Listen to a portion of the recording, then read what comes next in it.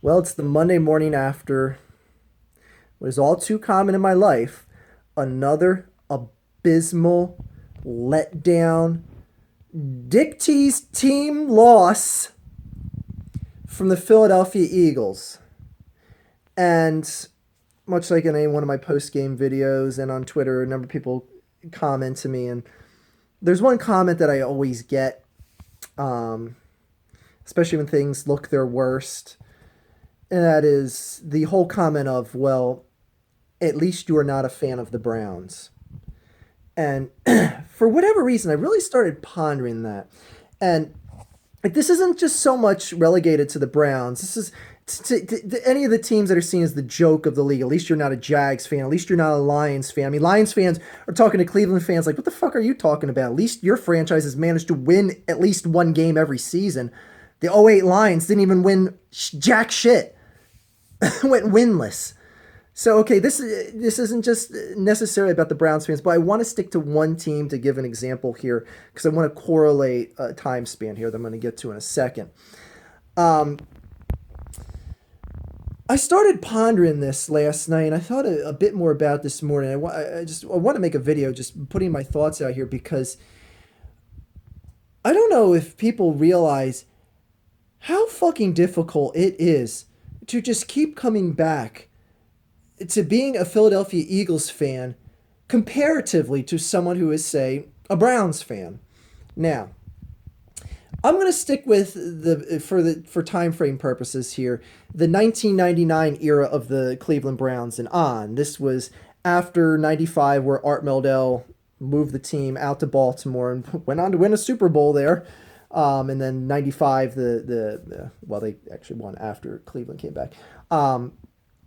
In 95, the team left. 1999, the team came back to Cleveland, not under Art Modell, of course. And compare that team's franchise history from 99 and on to the Eagles 1999 and on.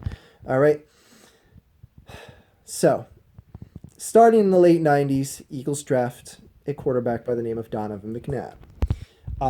He ends up being something that the Cleveland Browns don't even know the definition of, which is a franchise quarterback. You'd have to go back to, correct me if I'm wrong, but at least Bernie Kosar. Back into the mid 1990s, the last time that Cleveland could say, yeah, we had a franchise quarterback, someone who we could give that moniker. Like, it's been that long, that many years of being a just complete pile of quarterback shit. Like, that's pretty fucking bad. So, Cleveland Browns would be like, well, at least you had Donovan McNabb. My God, that guy was money. How many NFC East titles did he win? My God, the guy got to 4 NFC championship games. The guy made it to the Super Bowl. The guy had Terrell Owens come in. My God, look at the numbers they put up. Terrell Owens broke his leg, was it week 11, 12 against the Cowboys? Comes back in, first game of the Super Bowl, guy's beasting. But they lost. They lost. That's okay, Philly. Chill the fuck out. We got next season. We brought in Terrell and Curse. Boom. We're set. Westbrook is doing his thing out of the backfield. Dawkins is doing his shit, knocking motherfuckers out in the secondary. Oh, bring on next season. Bring on. Terrell Owens doing sit-ups in the driveway. Contract disputes. T.O. doesn't like Donovan. Donovan doesn't like T.O. There's fights in the locker room with players and T.O. T.O. gets suspended from the team. Eagles don't make the playoffs the year after they just made the Super Bowl. T.O. ends up on Dallas the next season.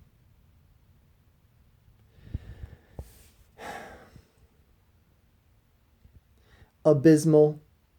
But what's this? Deshaun Jackson comes into the Eagles. Jeremy Maclin comes into the Eagles. Donovan is still doing his thing. Oh man, back in the playoffs, making a run, NFC title game. Old man Warner and the Arizona Cardinals slap us right out.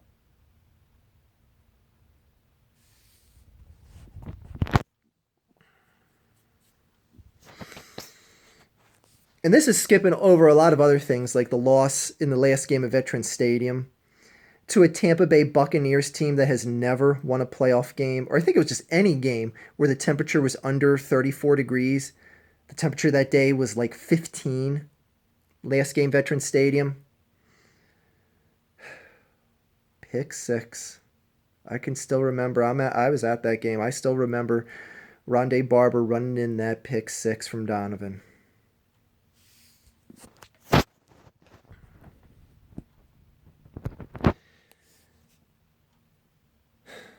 Donovan McNabb era ends. Michael Vick gets a second chance in the league. Andy Reid still winning games in this league. He still is looking like a coach that knows what the fuck he's doing. Takes a chance on Michael Vick, and oh my God. Miracle at the Meadowlands Part 2. Oh my God. Eagles back in the playoffs.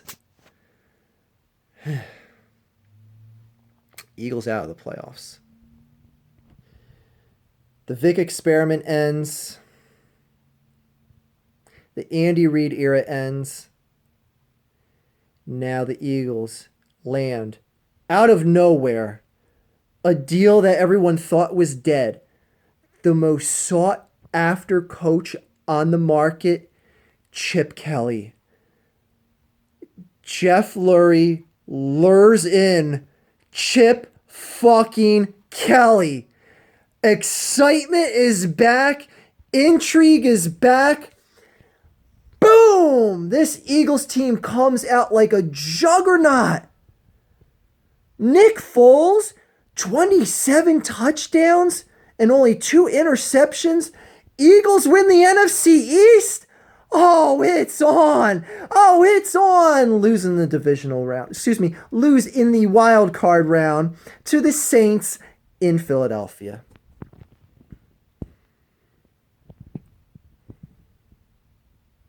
Next season comes around. 10 more wins. But you missed the playoffs. Next season comes around. Oh, Chip Kelly. Got rid of Deshaun. Got rid of... who's that guy? I don't know. Is he still playing the league? Oh, that's right. That guy named LaShawn McCoy. The guy who I saw doing a lot of dancing in the end zone yesterday. By the way, how you liking things in San Francisco, fuckface?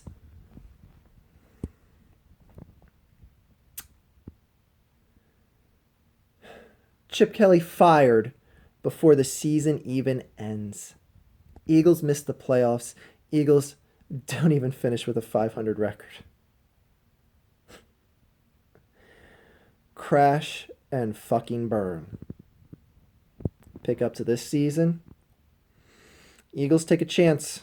Get some kid named Carson Wentz who no one was talking about until about November of the previous season. He's supposed to be the real deal. Trade the farm to get this guy. Cleveland doesn't want him. Take our second pick, they said. So we took it. Traded a bundle for it. Took this kid.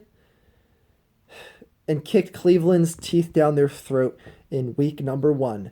Wow. RG3. Wasted your time on a retread quarterback. Guy doesn't even make it out of 1 game before getting injured.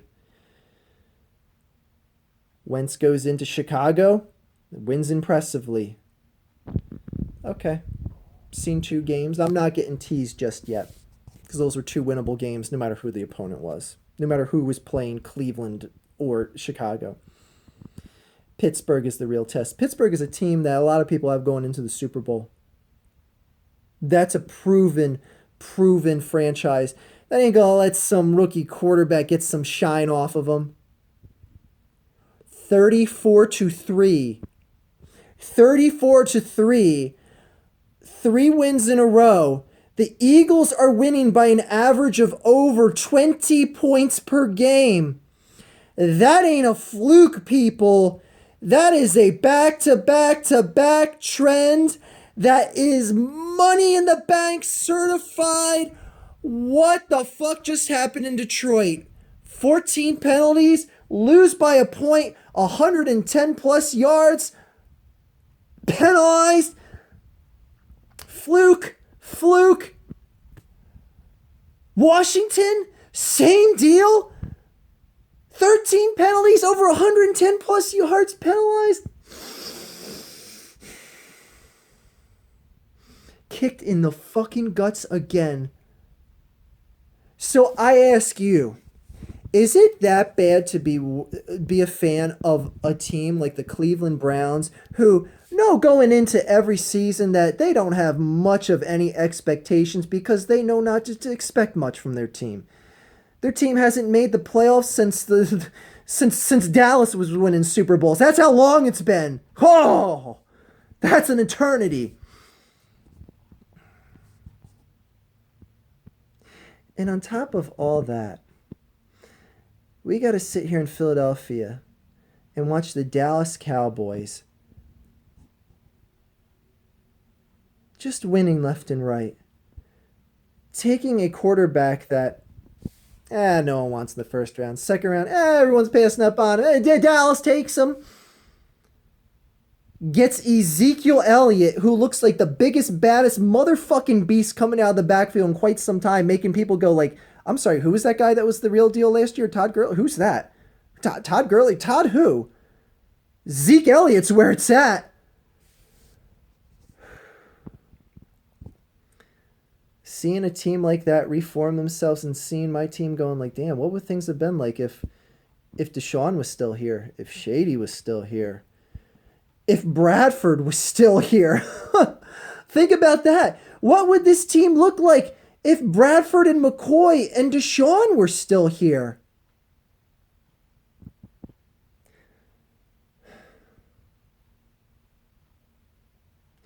I mean, Cleveland, do you have anyone that you really regret letting go? Like what's the biggest guy that Cleveland let go and said, damn, that sucks that our team let him go. He's making a name in the league somewhere else. When's the last time Cleveland had the hopes of coming out of a Super Bowl, having all the pieces still there, having infinite amount of hope going into the next season, only to see your team not make the playoffs and have one of the most abysmal seasons?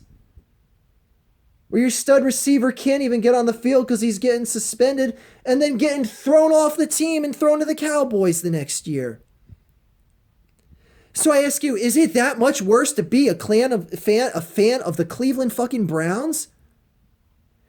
Is it that bad to not have hope than rather get your hope ripped out, stomped on the ground year after year after year, to the point now where I'm considering for the first time in my life going all in on the sport that has always been second tier, which is the National Basketball Association? Because at least with the Sixers that I've seen tank the last season, the season before that, I don't leave with the feeling of pitiless hope that I do with the Eagles.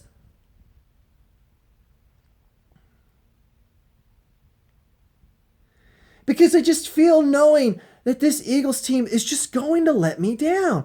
But I come back. I rock the Eagles green every year.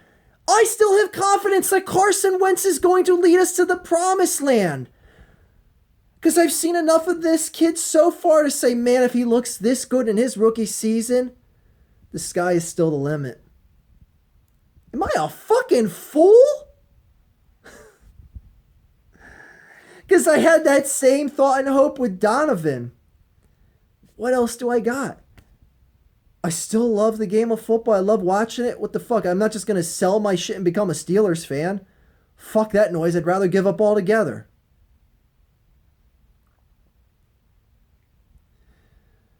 But one thing that is getting tiring, that's getting boring to hear, is the people saying, well, at least you're not a Lions fan. At least you're not a Jags fan. At least you're not a fan of the Cleveland Browns. Is it really that much worse to be a fan of one of those teams? Like, yeah, okay, I can say, like, well, at least we have a franchise quarterback, a guy that looks like he's going to be the franchise real deal quarterback here. But you know what? Talk is fucking cheap. And I've seen a lot of talking and a lot less doing from my Eagles in my lifetime. Never seen my team win a Super Bowl. And I know the Detroit Lions, the Jags, the Cleveland Browns of the league can relate with that sentiment. But I'll tell you what, have you had your guts ripped out as much just since 1999 as the Cleveland Eagles have done to their... as the Philadelphia Eagles have done to their fan base? They might as well be called the Cleveland Eagles. Make a hybrid of both teams.